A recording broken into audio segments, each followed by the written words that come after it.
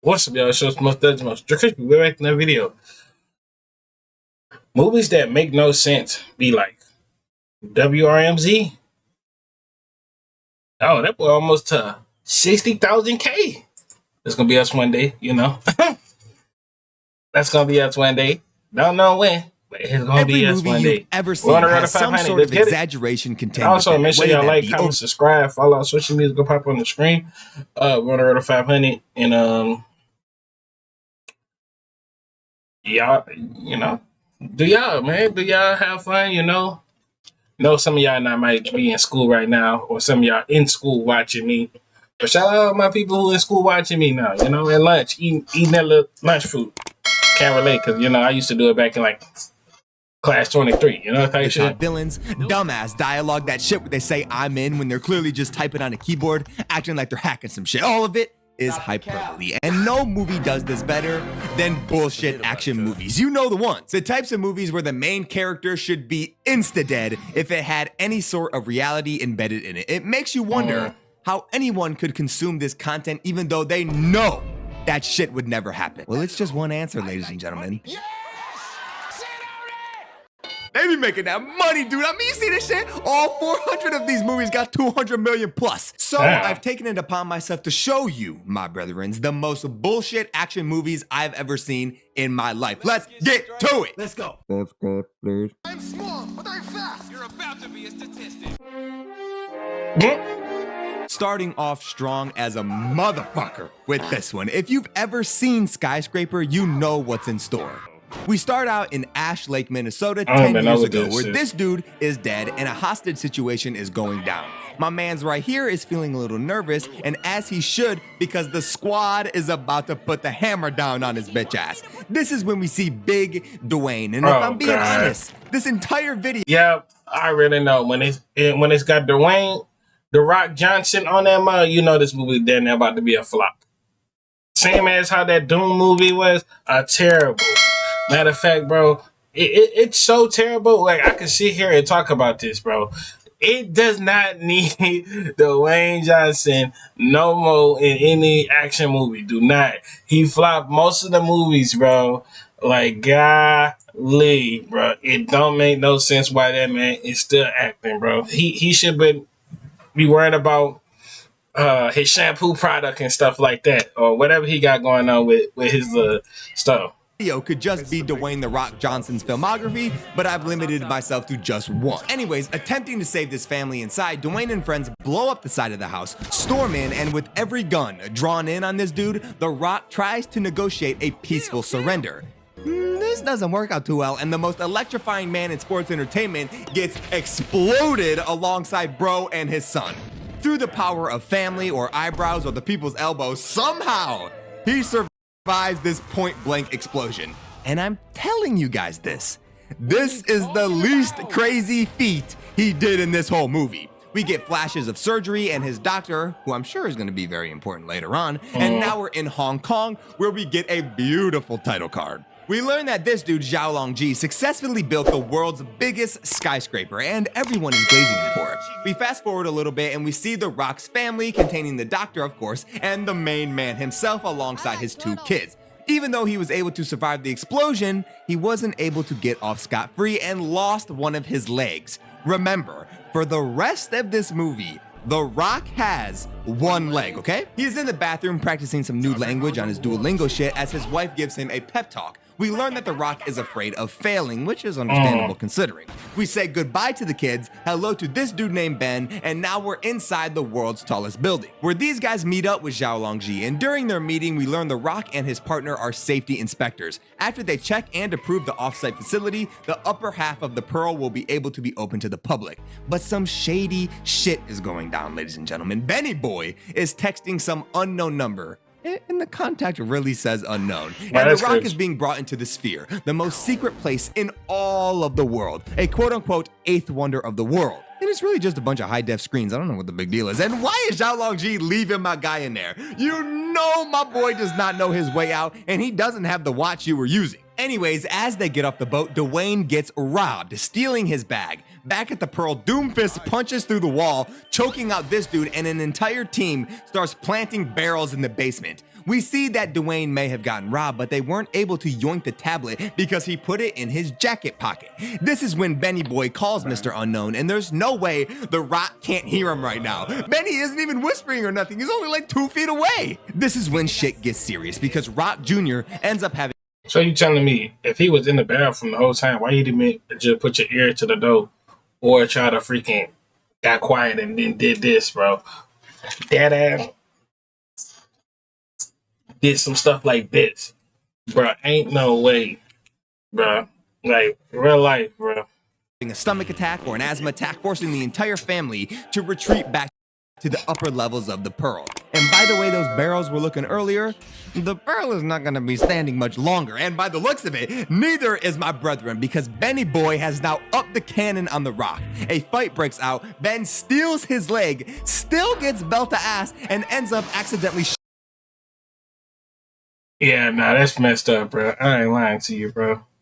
No, that's crazy. shooting himself in the chest. In his dying breath, Ben tells him that they want him dead, very vague, and the Pearl goes boom. Will gets tased, robbed again, and almost executed, but this time he gets bailed out by the police. He does some robbing of his own as he yoinks this police bike, and now we're at the off-site facility where everybody gets murked. And don't say it. Please don't say it. Please don't. We're in. All of the anti-fire protocols, and it gets down to business. The fire spreads, Zhao Longji caves and begins evacuation, and the one-legged man begins his climb. As he scales the crane right beside the Pearl, I remind you, the fire began on the 96th floor.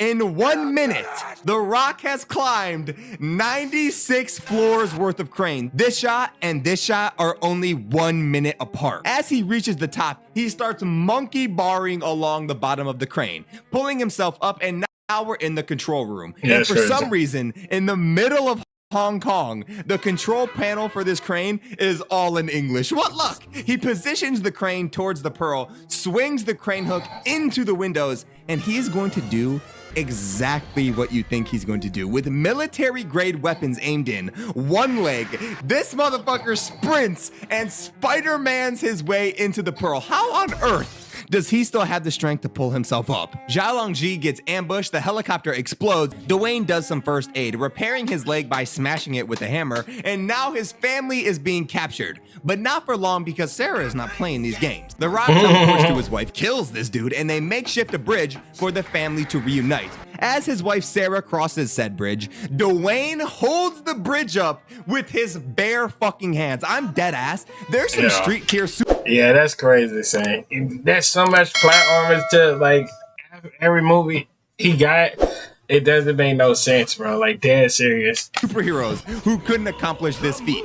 Sarah and Henry successfully escape, but Georgia and Dwayne get captured again, and now he's getting tasked with opening this big giant vault door, or else his daughter takes a swan dive off the building. So now he's scaling down the Pearl using another random contraption he made with rope, duct tape, and decorations. He Spider-Mans his way into the turbines, blows it up, and opens the door. You guys have got to watch this scene.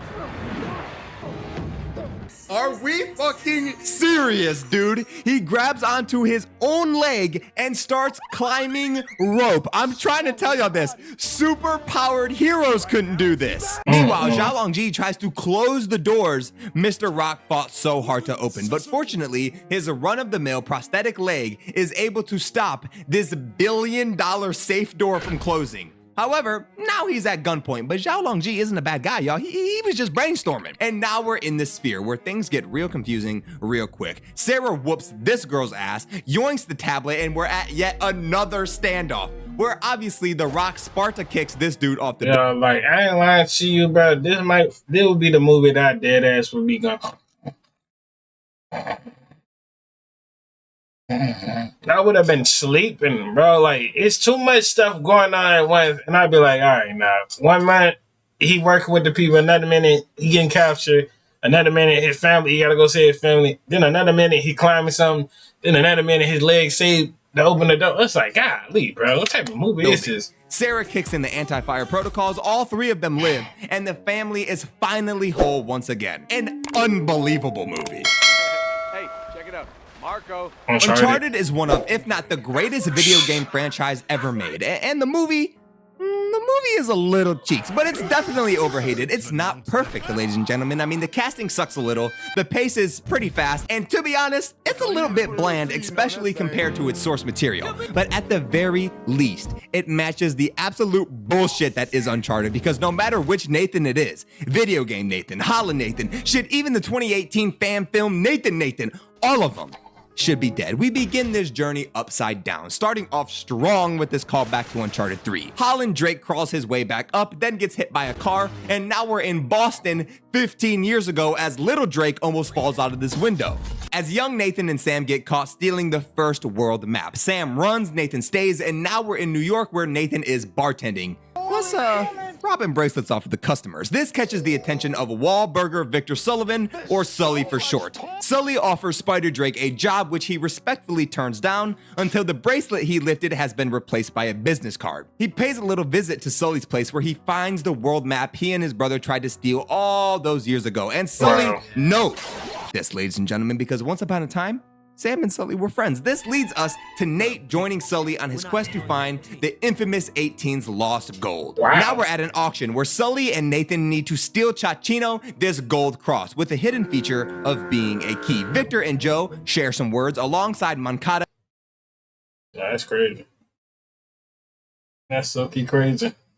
And Nathan. This leads us to Nate sneaking his way into the back rooms, and Sully and Moncada have a bidding war over the gold cross. Nathan is interrupted by this dude and causing a good enough distraction for Sully to slip the cross. Sully makes his way to the getaway vehicle where a less than happy Nathan is waiting patiently. But all is forgiven once Nathan gets his eyes on that cross. Now we are in fast travel mode to Barcelona where they meet up with Chloe, who of course does not trust Nathan. So she steals the cross right from under their noses and hits the jets. Nathan chases and all three of them realize that without one another, they would never find the gold. So now we're at a church. Over at Moncada HQ, Puss in Boots is questioning how smart of a decision it was to hire Joe instead of Sully. Meanwhile, Chloe, Nate, and Sully toast to friendship and family. Chloe and Sully discuss whether or not to tell Nathan what happened to his brother Sam, as Papa Moncada catches a karambit to the throat Chachino. Now it is nighttime where the Goon Squad makes their way into the basement of the church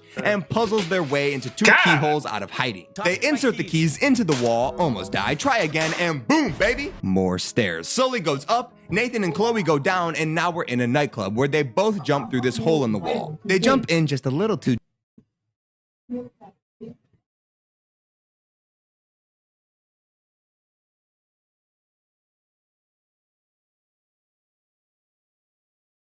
deep because water is filling fast, and both of them need Sully to insert his key. But of course, Joe pulls up, guns a-blazing, and at the very last second, Sully is able to get the upper hand, saving both Chloe and Nathan. This leads us to both keys being needed in order to open this last door. Sully puts his faith into these two, and they find glorious, beautiful, filled, rich urns full of salt. And that's not the only thing full of salt, because Chloe headass has now upped the Glock on Nathan, even though he just saved her life 3 minutes ago. No honor among thieves. She pistol whips and books it with the map found in the urns of the gold locale, and we learn that Sam Drake is actually dead Drake, which Nathan doesn't take too well. Chloe takes Joel's spot as #1 Moncada girl, and Nathan is ready to pack up and head home. As Nate reads the postcards his brother sent him, he realizes that he can't leave his brother's mission to these randoms and vows to finish what he started. Puss in Boots gets double-crossed. Chloe does not fit well into this new leadership role, and we have come full circle because Nathan is falling in the sky, where Chloe is the one to have hit him with a car.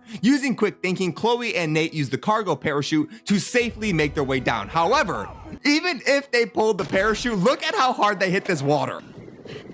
These two individuals are so outer-worldly dead. They hit that shit hard as hell. While floating in the open ocean, Chloe spots a resort island where the fucking goat makes his cameo. You thought he wasn't gonna be in this movie? Come on! Nathan and Chloe attempt to decipher Sam's postcard, to which Sam used the old lighter trick from their childhood to inform Nate that the keys are not keys and are actually used as a compass. Nathan pulls a fast one on Chloe, giving her some random coordinates for her inevitable betrayal, and makes his way to the gold all by his lonesome. And alas, Nathan Drake finds Sully somehow, but that's not all, because all of the gold is there as well, alongside Joe. They do say 3 is a company, so Nathan and Sully hide within the ships as Braddock cargo lifts them to her boat. And a ship that damn old, no fucking way it doesn't immediately... Like, ain't no way, son. You telling me an old ship? Who this is, like Peter Pan?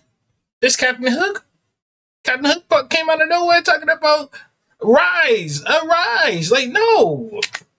fall apart the moment it moves. Nate and Sully kick ass, Sully hijacks the helicopter, and Spider Drake uses a cannon to launch a cannonball directly at the other helicopter chasing them. Joe cuts her losses, drops anchor on Nathan's boat, and in a change of fate, Sully gives up the last gold pieces remaining to save Nathan. Chloe shows up a little too late to the party, as Nathan was able to snag a few gold pieces just before the ship was laid to its final rest. They take off into the sun, and we see Sam writing postcards in that damned prison. Kiss me on my hot mouth. Well, you should sue McDonald's. That's crazy. They fucked you up. I remember seeing Bullet Train in theaters, and still to this day, Lemon and Tangerine What is Bullet Train?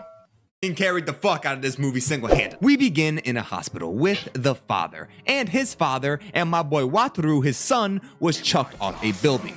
This leads us to the juiciest of juicy title cards. This is when Tyler Durden is walking around talking to his handler, who has a job for him, a substitution for another coworker who bailed last minute calling in sick. It's a simple job, ladies and gentlemen. All he has to do is grab a briefcase. The father is meeting the person who pushed his son off the building, Ladybug is snatching and grabbing a briefcase, and Lemon and Tangerine are escorting this dude and said briefcase to someone called the White Death. Lemon and Tangerine argue about how many people they murked while getting him, as Ladybug yoinks the case from under their noses, which causes Lemon and Tangerine to freak out. This is when Ladybug, who thought this job was rather easy, runs into the Wolf, who thinks that he's responsible for the death of his wife and basically his entire family. Meanwhile, the man that yeeted Wataru off that building is no man at all. In fact, it's the exact opposite, and if the father doesn't do exactly what this person wants, named the prince, this bald dude will finish off his son once and for all. Unfortunately for Lemon and Tangerine, someone just poisoned their cargo, meaning the White Death's son is super dead.